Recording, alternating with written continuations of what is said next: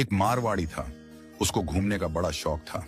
अब वो घूमते घूमते एक ऐसे राज्य में चला गया जहां पर क्या था, हर 5 साल में राजा चुना जाता था, पर चुनाव का तरीका अनोखा था।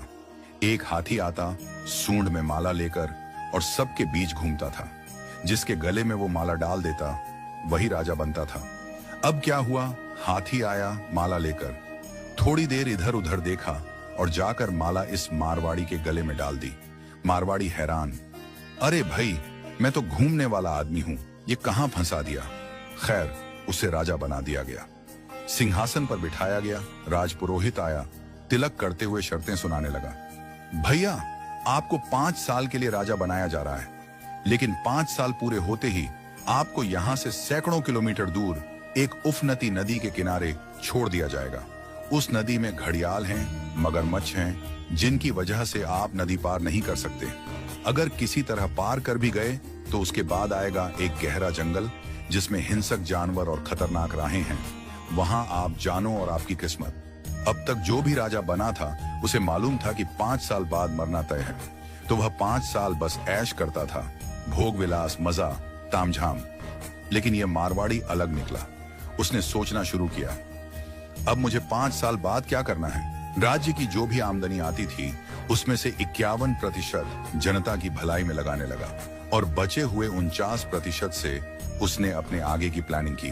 पहले साल उसने नदी पर एक पुल बनवाया, दूसरे साल उस पार के जंगल को साफ करवाया, खेती के लायक जमीन बनवाई, तीसरे साल वहां सड़कें बनवाई, लोग वहां बसने लगे, गांव और मोहल्ले बनने लगे। चौथे साल एक छोटा सा महल बनवाया जहां वह आगे जाकर रह सके।